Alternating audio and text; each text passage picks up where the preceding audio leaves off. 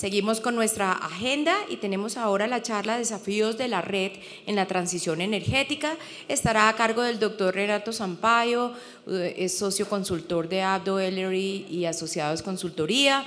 El doctor Sampaio es ingeniero eléctrico, es egresado de la Universidad Federal Ceará en Brasil, con doble titulación de la Universidad de Kassel, Alemania. Tiene maestría en energías renovables, un MBA en economía y finanzas para el sector eléctrico, asimismo un MBA ejecutivo en dirección de empresas. Le damos la bienvenida al doctor Sampaio, por favor. Muchas gracias.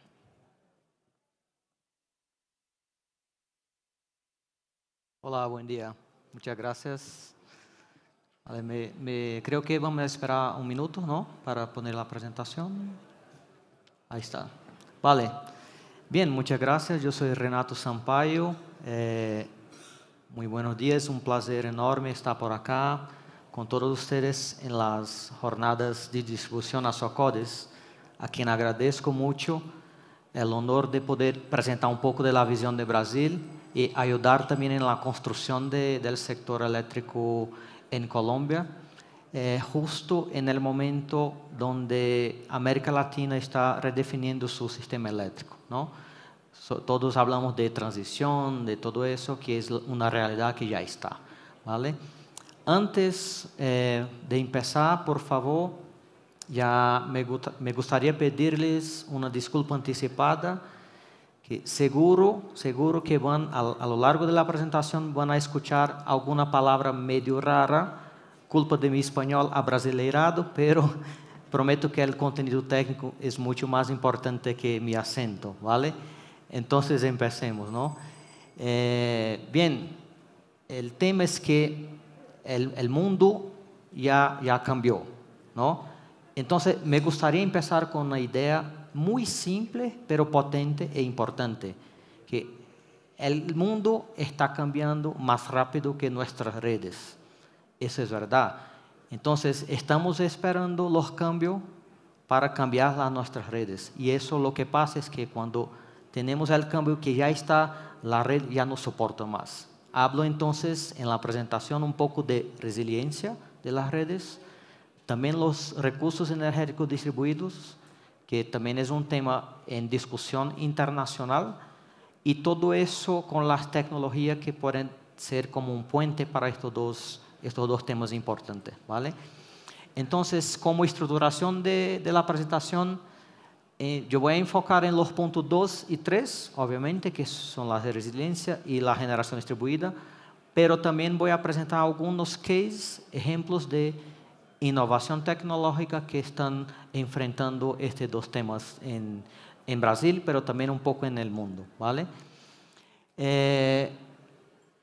La nueva década ya está, ¿no? De energía. Y si yo tuviera que resumir la nueva década en 5 puntos, acá tiene 6, pero el último es como una conclusión.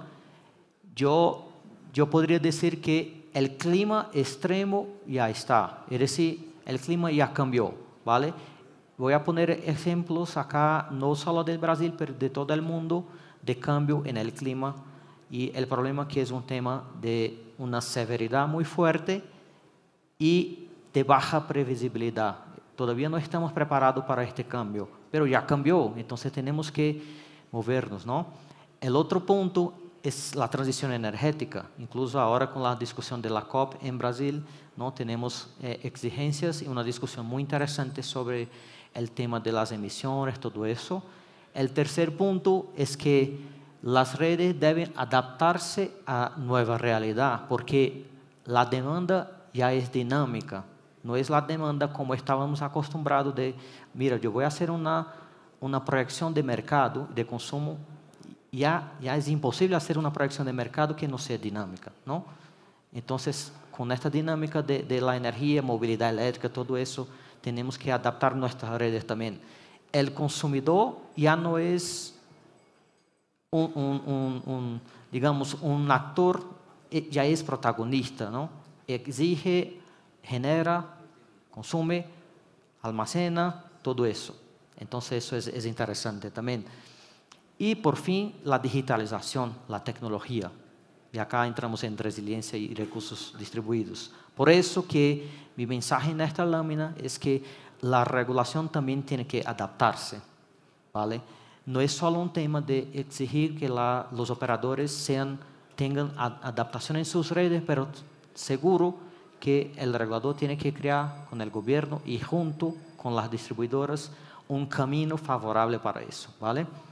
Entonces, entremos en la resiliencia acá. Yo hablaba antes con Olga que, mira, Renato, si puedes poner fotos reales de los temas, sería bueno.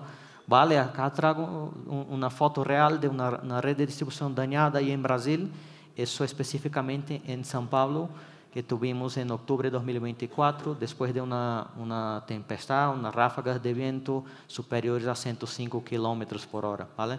Y es difícil porque hay un tema físico acá, no es solo inteligencia de la red, vemos que hay un tema físico, ¿no? de la vegetación, es otro tema que voy a hablar también. Un concepto es claro, el clima cambió, eso ya hemos visto, ¿vale? Más severos y con poca previsibilidad. Y eso afecta, expone cada vez más vulnerabilidades en las infraestructuras críticas de la ciudad, ¿vale? Tenemos que hablar no solo de redes, de distribuidoras, pero también de algunos temas de vegetación y de acuerdos operativos que podríamos hacer, por ejemplo, con alcaldías para este tema de la vegetación, porque todo eso al final impacta en la resiliencia de las redes, ¿vale? Y de hecho, como he dicho, pongo algunos ejemplos recientes que hemos tenido acá en América.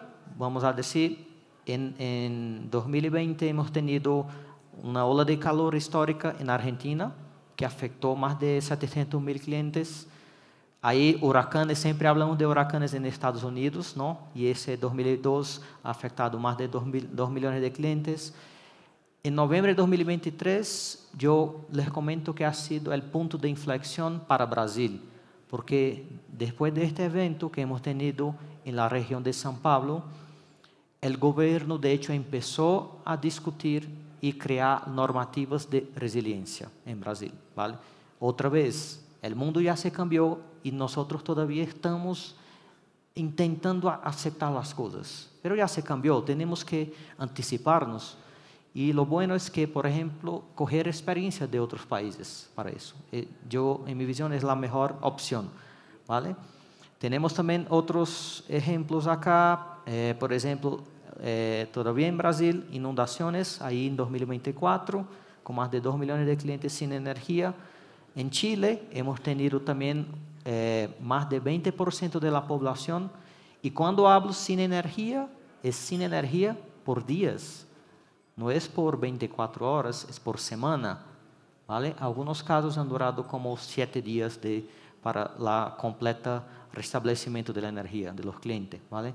Y eso hay que hablar porque no es un tema solo de la distribución, falta un marco regulatorio, falta un marco institucional también, ¿no? Un estudio con los gobiernos, falta previsibilidad meteorológica que no tenemos todavía preparada para este tipo de evento.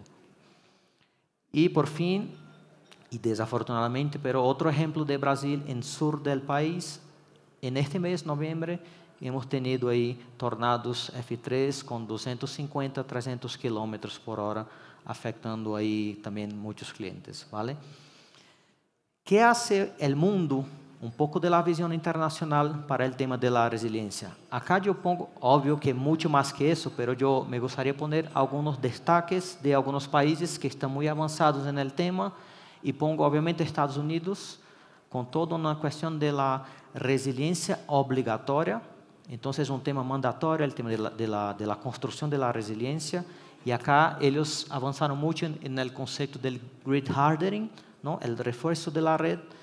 Es decir, mucha tecnología en la red, pero siempre con un marco regulatorio viable, ¿vale? Y si vemos, por ejemplo, tanto Estados Unidos, Europa y Japón utilizan un concepto que también estamos utilizando en Brasil, que son las asistencias mutuas regionales de equipos. Entonces, si yo tengo un problema hoy en una región, es que yo pueda mañana, cuando tenga un problema en una región, correr equipos de otras regiones, de otros operadores, para ayudar en este momento de emergencia. Y eso, para que sepamos, en Brasil en el principio, no, es decir, tenía una discusión, porque eso va a tener transferencia de costes, de usuario, pero no importa. El momento es el momento de resolver la emergencia que tenemos. Entonces, de hecho, el regulador brasileño ha creado, también como los otros países, un marco favorable para poder permitir intercambio de equipos, de operadores, ¿vale? En los momentos de emergencia. En Italia, yo pongo un destaque de incentivo a la resiliencia. Entonces, el regulador, si tú presentas un proyecto de resiliencia con un cost-benefit analysis mayor a 1, el regulador te pone un incentivo adicional a la remuneración que ya es normal, ¿no?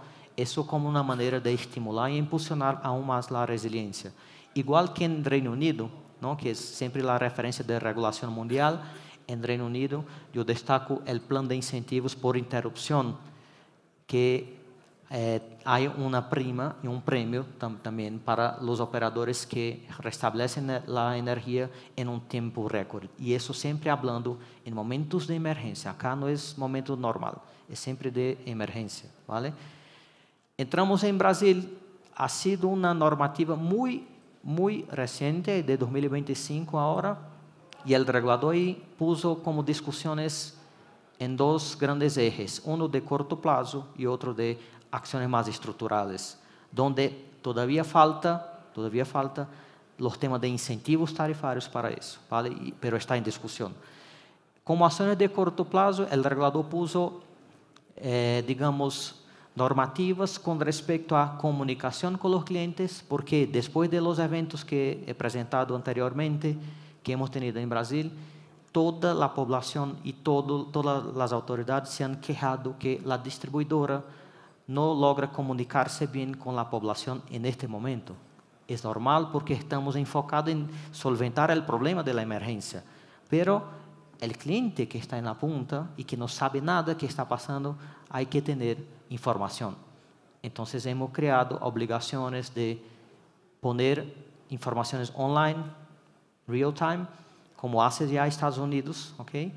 Y también protocolos de comunicaciones con las autoridades, con el regulador, con el ministerio, con la alcaldía, creados como centros de protocolo de crisis, de emergencia para solventar el tema de comunicación. Gestión de la vegetación, ese es un tema pero muy complejo en Brasil, seguro que en Colombia también, en especial en Bogotá, con esta densidad de vegetación. Ahí, por ejemplo, en São Paulo tenemos una densidad muy fuerte y el problema que no importa, digamos, la digitalización que tienes en tu red, ¿no? Los autorreconectadores, telecontrol, lo que sea, pero si tienes un problema físico, que es una vegetación que se cae por la red, ya no funciona más. Entonces hay que tener velocidad en el momento de manejo de la vegetación. Y eso tenía un problema porque la alcaldía decía, no, ese es un tema tuyo, de la distribución. Y la distribución, no es un tema mío, es de la municipalidad, porque en la Constitución está claro que la vegetación es un manejo de la municipalidad.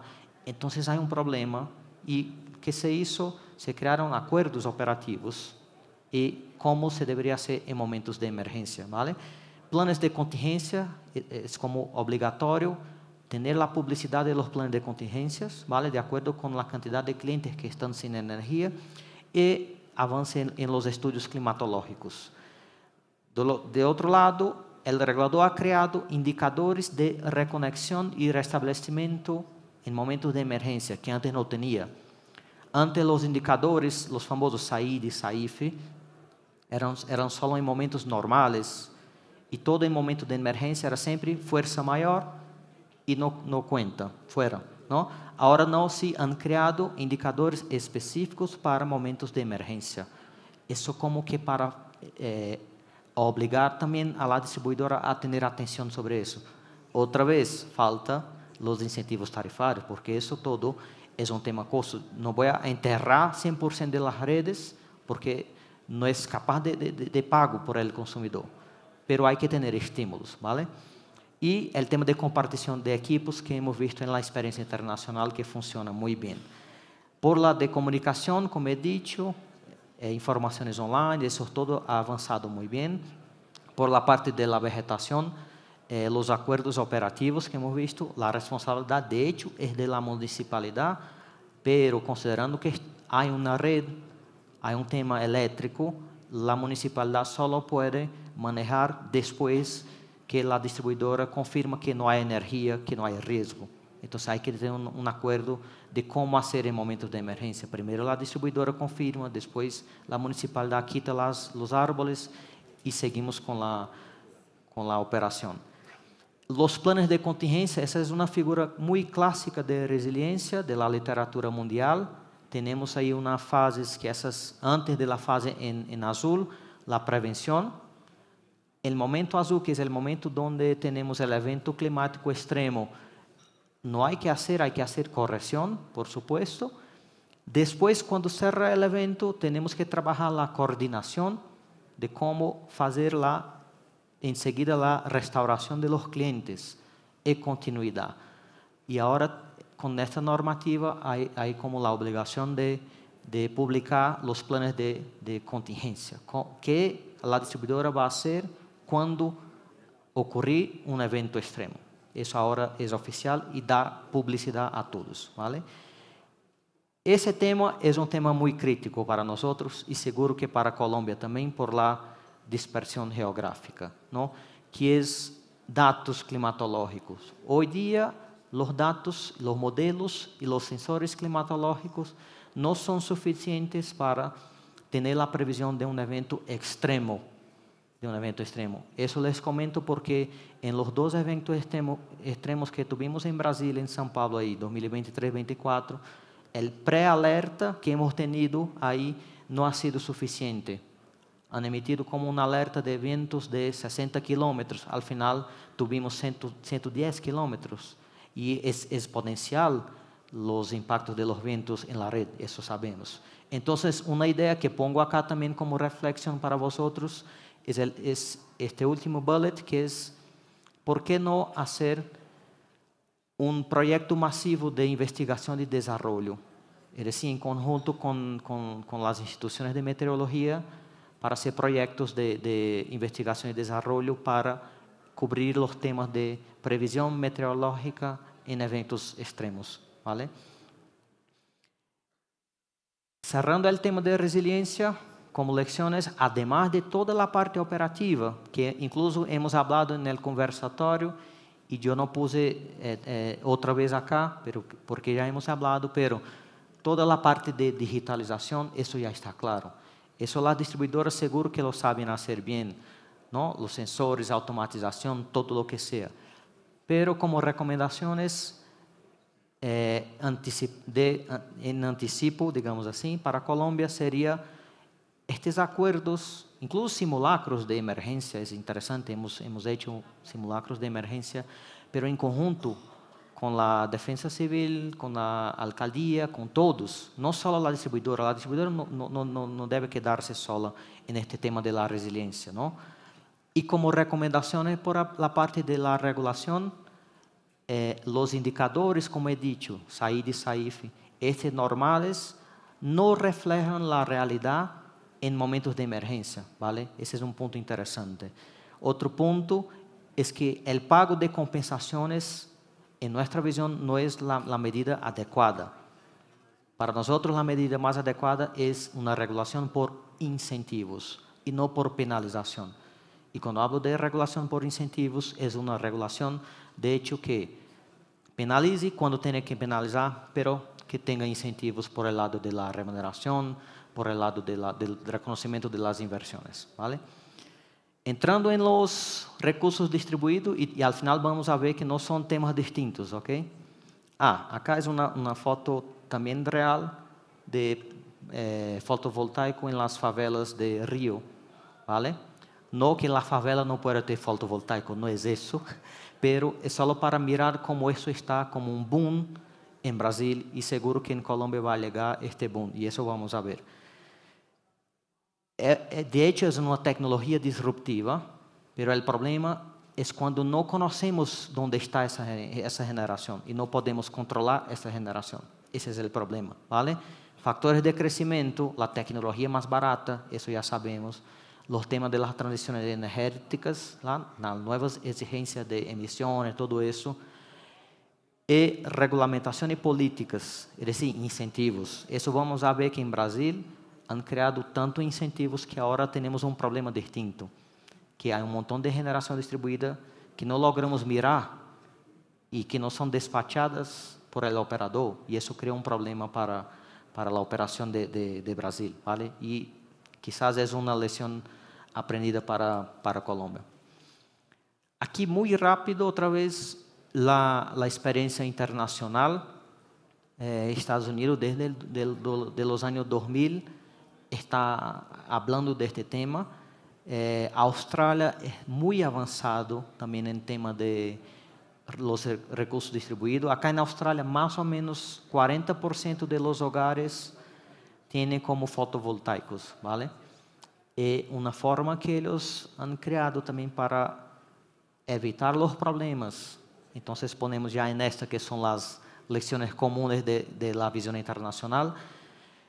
Si yo pudiera resumir como lecciones, uno es la visibilidad. Tenemos que tener visibilidad de esta generación, y la visibilidad se hace con automatización, con las AMIs, obviamente, los smart meters.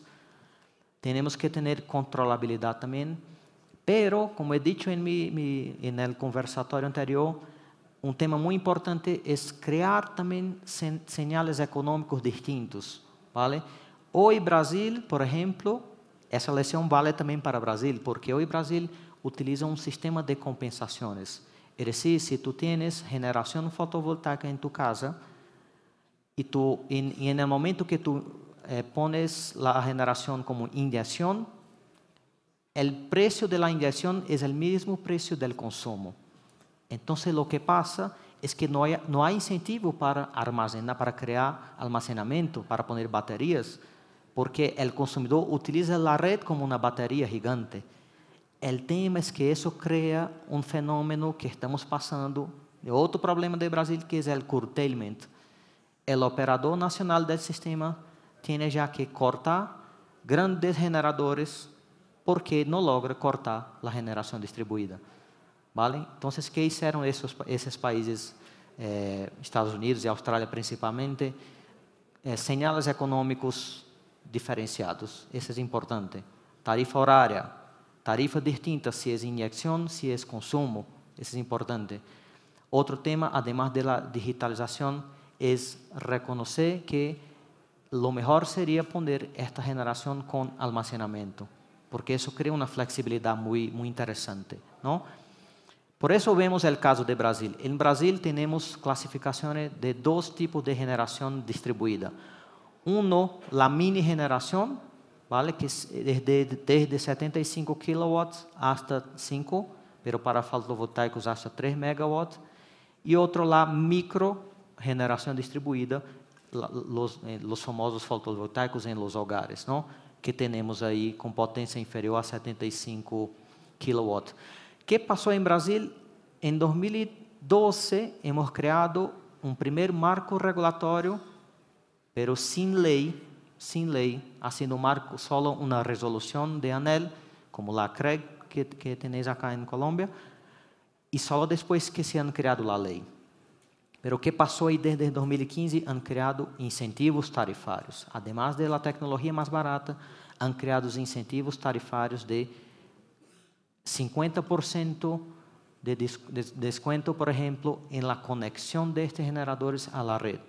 Es un ejemplo. Han creado incentivos y eso ha creado un boom de expansión y que hoy está, incluso el Tribunal de Cuentas de la Unión está cuestionando a ANEEL porque a ANEEL creó incentivos sin una previsión legal. Entonces, un tema interesante, crear una previsión legal, ¿no? Para los recursos energéticos distribuidos. Mira qué ha pasado en Brasil. Hoy Brasil, la generación distribuida, y hablo solo de la mini y de la micro, representan como casi 20% de la capacidad instalada total de Brasil. Es una cosa increíble, ¿vale? Y con una previsión de subida hasta casi 25% en 5 años. Miren la curva a la izquierda. En 2024 ha llegado a 36 gigawatts de potencia. Y si ven acá a la izquierda, yo hablo de 45, es decir que de 2024 hasta ahora, este dato es de octubre, ya ha subido a 45 gigawatts por los incentivos que no podemos quitar, el regulador no lo puede quitar porque ahora está en ley, ¿vale? Y hay un plazo para cierre del incentivo. Entonces, eso obviamente ha sido una penetración de manera desordenada, obviamente, porque no es la distribuidora que decide dónde poner la generación distribuida, es el consumidor. Entonces, es de manera desordenada y empezamos a generar problemas técnicos, inversiones de flujos, sobrecargas en conductores, transformadores, oscilaciones de tensiones, todo lo que es problema técnico, porque, otra vez, las distribuidoras, las redes no están preparadas para este crecimiento de generación distribuida. Y atención, eso va a pasar también en Colombia y en todos los otros países. Si las distribuidoras no están preparadas con un marco regulatorio viable, eso va a crear un problema como ha creado en Brasil y en otros países que han pasado por eso igual, ¿vale? Igual. Miren el problema del curtailment. El curtailment en Brasil. Acá en rojo la térmica, en azul la hidro, ¿vale? En verde las eólicas grandes, todo eso centralizado, ¿ok? En naranja las solares grandes, también centralizadas, es decir, operadas por el operador nacional, pero en amarillo la famosa fotovoltaica en los hogares, ¿vale? Lo que pasó es que el operador nacional tuvo que cortar generación de los grandes generadores porque los fotovoltaicos estaban inyectando un montón en la red. Eso en una hora específica, ahí está, 1 hora de la tarde, en un momento específico de Brasil, es decir, 45% de la generación total en este momento ha sido por generación distribuida. Que el operador nacional no la mira, tampoco los distribuidores, ¿vale? Y eso porque las redes no están preparadas, las distribuidoras no están preparadas para ser system operators. Las distribuidoras son como distribuidores de energía, ¿no? Y eso sin tecnología y sin un marco regulatorio viable no funciona, ¿vale? Informaciones de esta semana, ¿no? En Brasil. Como hemos tenido todos estos problemas, al menos el regulador empezó a crear algunas normativas. No es fácil porque la distribuidora no está adaptada para eso, pero empezó a crear como planes de corte de la generación distribuida. Es decir, que ahora el operador nacional del sistema, que no mira esta generación, va a decir a la distribuidora cuándo y cuánto tiene que cortar la generación distribuida. Eso va a crear otro problema en el sector, porque las distribuidoras no están preparadas para hacer este corte. Hay que hacer un corte como manual, ¿no? Pero eso sí va a pasar ahora en Brasil, es información de esta semana. ¿Hay cómo solventar? Sí. Hay buenas prácticas que hemos tenido en otros países y que incluso estamos pasando en Brasil. Pero hay que moverse, ¿no? Entonces, como lecciones del tema del DER, tener visibilidad de la generación es imprescindible, ¿vale? Con los sensores, con los smart meters. Tener control de esta generación, es decir, la distribuidora tiene que ser un system operator, no una distribuidora simple, ¿vale? Y tener el tema de los niveles señales económicos que he hablado en el principio, ¿vale? Que eso entra en las necesidades regulatorias, crear un marco regulatorio estable y con diferenciaciones tarifarias. El poder de la diferenciación tarifaria es muy fuerte. Eso hemos visto en todos los países donde hemos tenido problemas de esta naturaleza. Todos los países crearon tarifaciones horarias porque el consumidor adapta-se a esta tarifación horaria. Si no puede inyectar porque el precio de inyección es negativo, entonces yo no inyecto en la red ahora, yo pongo acá una batería. Y yo ya no creo este problema del curtailment que hemos tenido ahí y que he presentado en la lámina anterior. Y por fin, para cerrar el tema, innovación tecnológica, ¿vale? En todo el mundo hemos tenido ahí ejemplos de innovaciones tecnológicas que siempre es con los smart meter, self-healing. Todos los distribuidores están haciendo mucho self-healing para el tema de la resiliencia. Pero yo me gustaría poner un ejemplo, incluso por el tiempo, de Brasil. Brasil hizo una Urban Futurability en Vila Olímpia, ¿vale?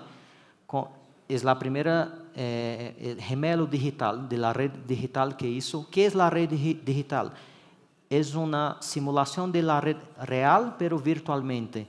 Entonces, que la red es visible en tiempo real y que la distribuidora puede prever puntos calientes, equipos envejecidos, riesgos climáticos, incluso hacer simulaciones de maniobras. Todo eso es interesante, ¿vale?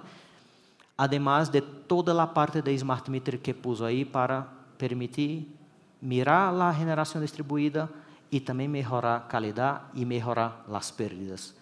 Eso ha sido ejemplo muy bueno en Brasil, además de otros muy buenos ejemplos como el self-healing en Copel, Paraná, con reducción de 86% de las fallas, ¿vale? Es como una reconfiguración automática de la red. Y el proyecto de Celesc, que llama del proyecto de la automación 100% de la operación. Bien, como mensaje final, que pongo acá como reflexión para Colombia. Uno, coordinación institucional. La distribuidora no puede trabajar en este tema aislada. Hay que tener una coordinación institucional. Gobierno, distribuidora, regulador y la comunidad, importante, ¿no? Hay que involucrar a la comunidad en este tema también, ¿vale? Marcos adaptativos, la regulación sí tiene que ser dinámica y adaptativa. Una regulación estática no funciona acá en este momento. Eso no es decir que no tenga estabilidad regulatoria, es distinto. Tener estabilidad regulatoria no significa que no pueda tener un marco regulatorio adaptativo, porque el mundo ya se cambió, nuestra red todavía no, ¿vale? Métricas claras e incentivos regulatorios para la resiliencia. Y por final, resiliencia, recursos energéticos distribuidos y tecnología no son caminos separados, son la misma agenda, ¿no? Porque la misma red que soporta la tormenta es la misma red que mira y que integra la solar.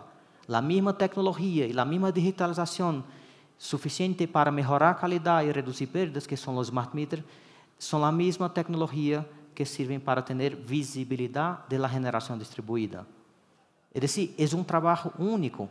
Es un trabajo único. Entonces, las distribuidoras que avancen, que tengan información y que tengan datos y conocimientos sobre este tema serán la primera a solventar el problema. Por otro lado, los reguladores como protagonistas, obviamente, para crear un ambiente regulatorio favorable para este camino, ¿vale?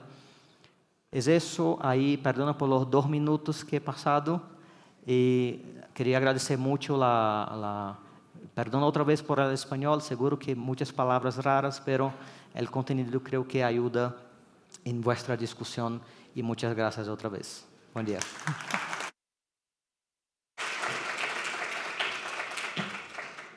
Bueno, vamos avanzando. Muchas gracias, doctor Renato. Seguimos con la agenda. Vamos